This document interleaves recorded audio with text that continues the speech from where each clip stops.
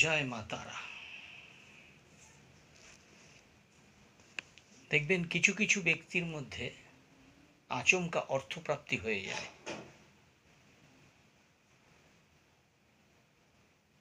কিন্তু তাদের সাংসারিক জীবনে কিন্তু সুখ চিরস্থায়ী হয় না, বা নানান রকমের অস্থিরতা অবলম্বন করতে হয়। এমনও কি দেখা গেছে এই সাংসারিক জীবনে ছন্নছাড়া ভাব চলে আসে। আবার কিছু কিছু ক্ষেত্রে শুভ কাজ করতে গিয়ে তাদের সেটা বাধা প্রাপ্তি হয়। আমি পূর্বে এই কালসর্প যোগ সম্বন্ধে কিছু আলোচনা করেছিলাম। এই কালসর্প যোগ কিন্তু 12 প্রকারান্তরের হয়ে থাকে। তার মধ্যে প্রথম হচ্ছে অনন্ত কালসর্প যোগ। এটি লক্ষ্য করা গেছে যে প্রথম অবস্থায় বা প্রথমভাবে যদি রাহু, তার সপ্তমভাবে যদি কেতু অবস্থান করে এবং এই রাহু কেতুর বাঁদিকে আর সকল গ্রহগুলো যদি অবস্থান করে, তাহলে কিন্তু এই অনন্তকাল সর্পযোগটা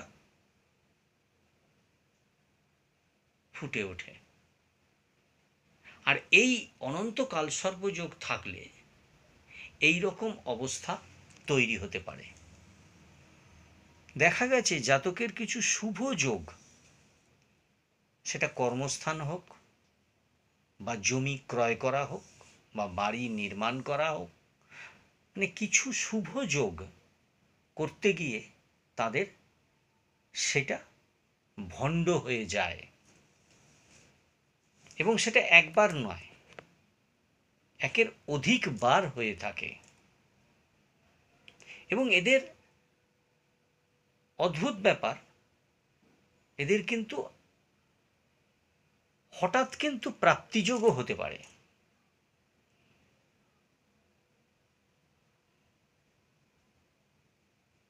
কিন্তু এদের শরীর স্বাস্থ্য খারাপ হতে পারে, এবং কিছু কিছু ব্যক্তির রুগ্ন অবস্থায় তাদের দিন কাটাতে হয়। তাহলে এই অনন্তকাল সর্পযোগ, বা যদি এই ধরনের কোনো অবস্থার সম্মুখীন হয় কোনো জাতক বা জাতিকা, অবশ্যই সেই গোষ্ঠীটাকে ভালো করে বিচার করে দেখা উচিত যে তাদের মধ্যে এই অনন্তকাল সর্পযোগটা দেখা যাচ্ছে কি না। যদি দেখা যায় তাহলে অবশ্যই তাদের সেটা নিরাময় করা উচিত। তাহলে কিন্তু তারা বহু কাজ সুন্দরভাবে করতে পারবে। নমস্কার।